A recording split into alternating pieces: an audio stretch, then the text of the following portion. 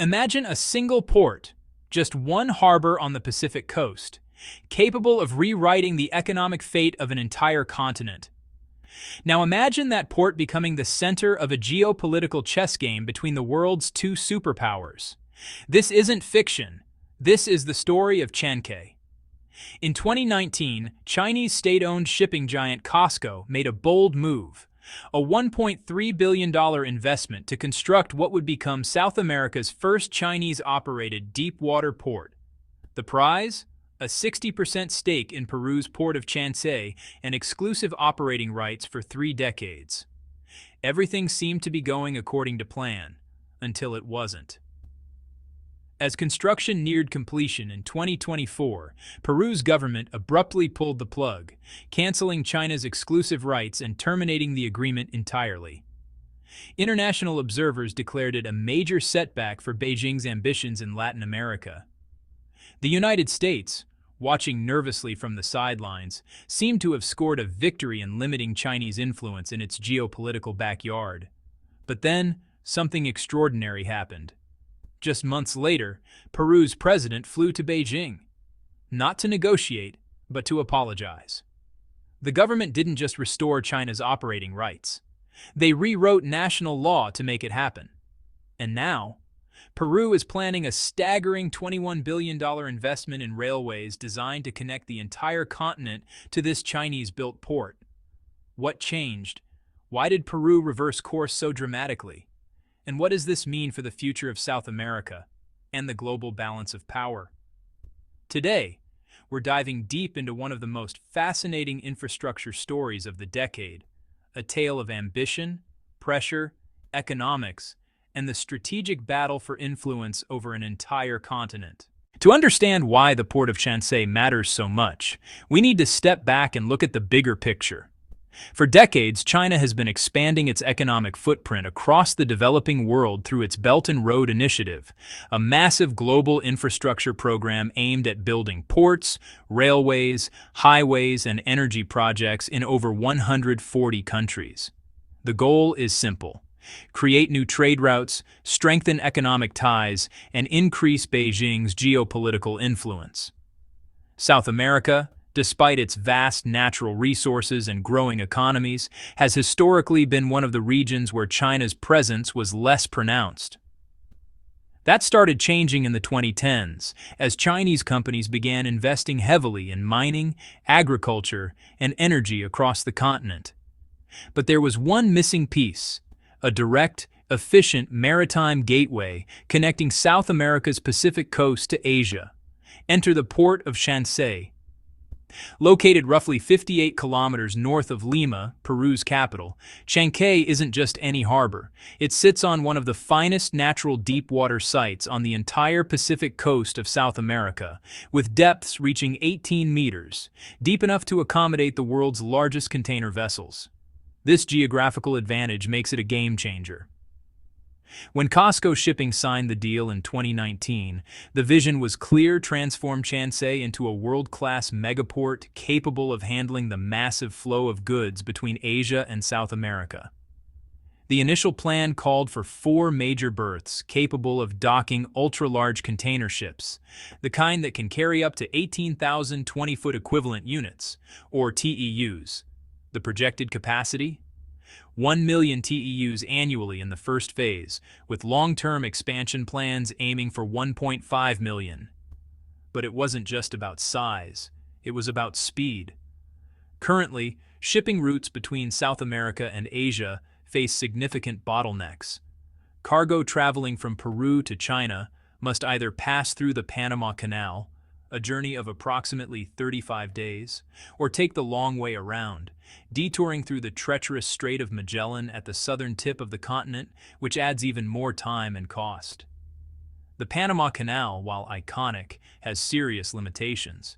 It can only accommodate vessels up to about 76,000 tons, meaning the world's largest container ships simply can't fit through. And using the canal isn't cheap.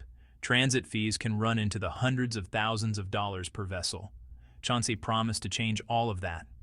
By establishing a direct high-capacity port on the Pacific side, shipping times from Peru to Asia would drop to just 25 days, a reduction of nearly 30%. For businesses operating on thin margins, that 10-day difference translates into millions of dollars in savings annually. Lower fuel costs, reduced inventory holding times, faster delivery to markets. For China, the strategic value was immense. With Chancay operational, Chinese exports to South America would become more competitive, and the import of South American commodities, soybeans from Brazil, copper from Chile, lithium from Bolivia, would become cheaper and faster. But for Peru, the benefits were equally compelling. According to economic projections, the first phase alone was expected to generate approximately $4.5 billion in annual revenue for the Peruvian economy. More than 8,000 direct jobs would be created, with tens of thousands more in related industries: logistics, warehousing, transportation, customs services. For a developing nation looking to modernize its infrastructure and boost economic growth, Chancay represented a once-in-a-generation opportunity. And there was another layer to this story. Chancay wasn't just meant to serve Peru. The ultimate vision was for it to become the Singapore of South America, a central hub through which goods from across the continent would flow. Chile, Ecuador, Colombia, even landlocked Bolivia, all could potentially route their exports through Chancay, turning Peru into the logistical heart of the region. By March 2024, construction had reached 85% completion. The cranes were rising. The berths were taking shape.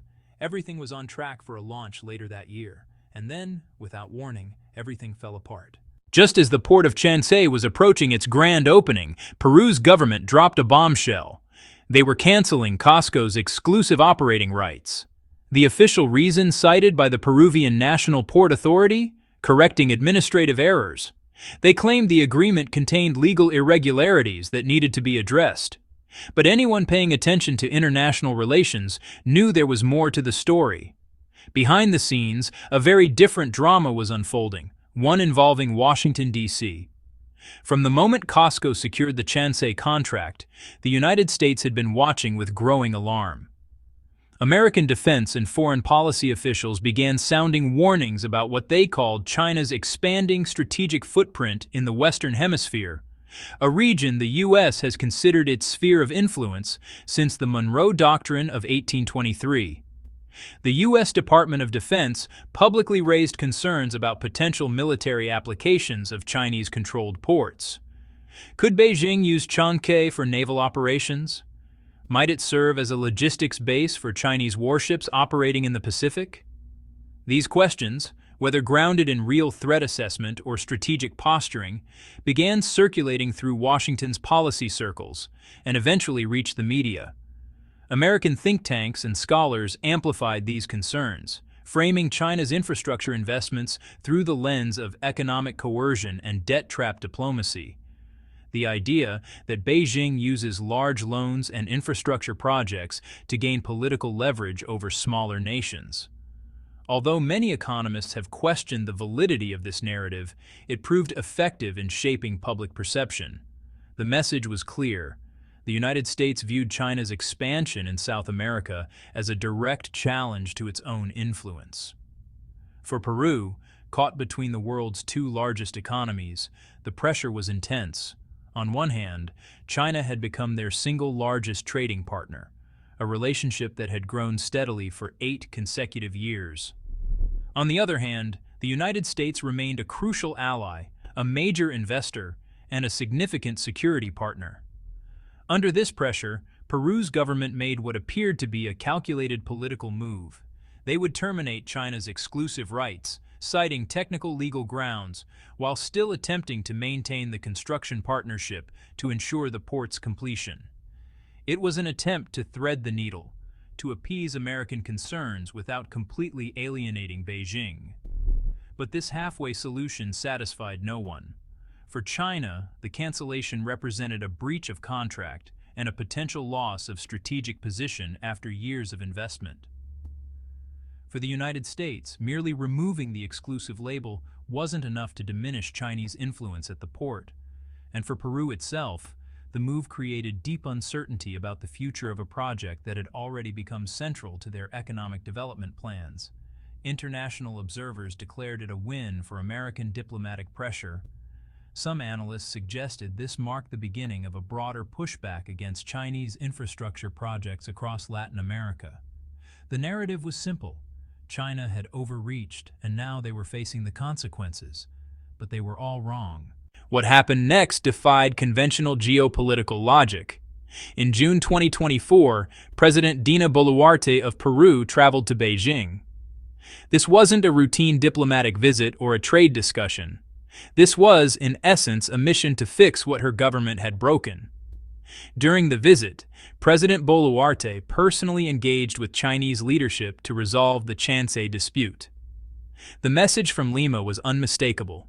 Peru wanted to restore the partnership, and they were willing to take extraordinary measures to make it happen. And extraordinary measures they took.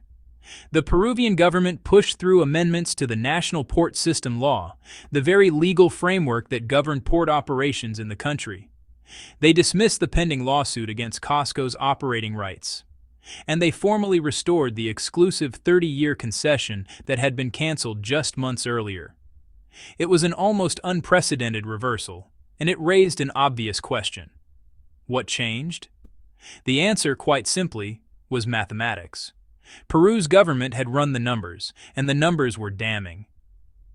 China wasn't just a trading partner, it was the trading partner.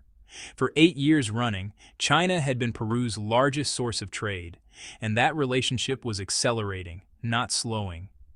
From January through September 2024 alone, bilateral trade between the two nations reached $31.3 billion, marking a 15.1% increase year over year. But the trade figures only told part of the story. The real calculation involved what Peru stood to lose if relations soured. Consider the opportunity cost. $4.5 billion in annual revenue from port operations, over 8,000 direct jobs, potentially tens of thousands of indirect employment opportunities in logistics, warehousing, and related services, and perhaps most critically, the chance to position Peru as the logistics hub for the entire western coast of South America. Without Chinese investment and cooperation, the port of Chancay would likely remain incomplete or underutilized. The infrastructure benefits, the roads, the rail connections, the economic spillover effects would evaporate. Peru would be left with a partially built facility and damaged relations with its largest economic partner. There was another factor that likely influenced the decision, watching what happened to other countries that had canceled or scaled back Chinese infrastructure projects. In some cases, those nations found themselves without viable alternatives. Western investors, despite rhetoric about competing with China's Belt and Road Initiative, rarely stepped up with comparable financing or commitment to large infrastructure projects in developing countries. Peru's leadership appears to have concluded that pragmatism needed to prevail over political pressure. Yes, maintaining good relations with the United States mattered, but economic survival mattered more. During President Boluarte's visit to China, something even more remarkable happened. Peru didn't just restore the Chancay Agreement, they doubled down on the partnership entirely. While in Beijing, Peru's Minister of Transportation unveiled an ambitious new proposal that would transform the Chancay port from an isolated facility into the centerpiece of a national and potentially continental transportation network. The plan is to invest $21 billion to construct 2 major railway lines connecting Chancay to Peru's existing economic infrastructure. The first railway, spanning approximately 300 kilometers, would link Lima, the capital, with the southern city of Ica, a major agricultural and mining region. The second line, about 245 kilometers in length, would connect Lima northward to Barranca, another key port city. Together, these railways would create an integrated transportation corridor linking 3 major ports: Callao, which is Peru's traditional main port, Chancay, and Barranca. But the vision extended far beyond Peru's borders. The northern line could eventually extend into Ecuador, then Colombia, potentially reaching as far as Venezuela and even connecting to Panama. Meanwhile, the southern corridor could link with Chile's railway system, providing a direct route all the way to the Strait of Magellan. What Peru was proposing wasn't just domestic infrastructure, it was the foundation of a South American transportation revolution. And then Brazil entered the conversation. For decades, Brazil has grappled with a fundamental geographic challenge. It's a massive country on the wrong side of the continent for trade with Asia. Brazil's economy depends heavily on exports to Asia-Pacific markets, everything from soybeans and beef to iron ore and manufactured goods. But nearly all of those exports must travel from Brazil's Atlantic coast, adding thousands of nautical miles to every shipment heading to China, Japan, South Korea, or Southeast Asia. The traditional routes are, honestly, painfully inefficient. Route 1, ship north from Brazilian Atlantic ports, pass through the Caribbean, transit the Panama Canal, then cross the Pacific. A journey of 30 to 46 days depending on the destination. Route 2, sail south from Brazil, navigate around Cape Horn or through the Strait of Magellan, both notoriously dangerous waters, then head north up the Pacific coast, adding even more time and risk. Route 3, cross the entire Atlantic, round the Cape of Good Hope in South Africa, traverse the Indian Ocean, pass through the Strait of Malacca, and finally reach East Asian ports, the longest route of all. None of these options are optimal. All involve extended shipping times, higher fuel costs, and greater exposure to weather and logistical risks. For years, Brazilian planners have dreamed of a fourth option, a transcontinental railway that would carry cargo directly from Brazil's interior to a Pacific port, cutting out the need to detour around the entire continent. This dream now has a name, the Two Oceans Railway, also known as the South American Continental Bridge. The proposed route is as ambitious as it is challenging. Starting from Chancay or another Pacific port in north-central Peru, the railway would climb over the Andes Mountains, some of the highest and most rugged peaks on Earth. It would then descend into the Amazon basin, passing through tropical rainforest and crossing the Brazil-Peru border. From there, it would connect to existing railway infrastructure in central western Brazil, eventually reaching Atlantic ports like Ilhéus or Santos. The total length? Approximately 5,000 kilometers, making it one of the longest railway projects ever conceived in South America. If completed, this transcontinental link would fundamentally alter the logistics landscape of the entire continent. Goods from Brazil, Bolivia, and Paraguay could be transported directly to Chancay and shipped to Asia in 23 to 30 days, a reduction of up to 16 days compared to current routes. The cost savings would be equally dramatic, potentially reducing shipping expenses by 20 to 30%. But Brazil isn't the only country eyeing these possibilities. Argentina, Uruguay, and Paraguay, all landlocked or Atlantic-facing nations, could use this railway network to access Pacific markets directly. Agricultural products from Argentina's pampas could reach Chinese consumers faster. Paraguay's beef exports could become more competitive in Asian markets. Even landlocked Bolivia, despite its complicated relationship with Chile over Pacific coast access, could potentially route goods through Peru instead. According to reports, technical feasibility studies for the Two Oceans Railway have already been completed. More significantly, funding for preliminary work has been included in Brazil's 2025 public budget, suggesting this isn't just a dream, it's a project with genuine governmental backing. The potential economic impact is staggering. One estimate suggests the railway could increase trade between South America and Asia by up to $50 billion annually once fully operational. For countries across the continent, this represents an opportunity to access growing Asian markets more efficiently than ever before. But there's one critical factor that makes all of this possible: the port of Chancay itself.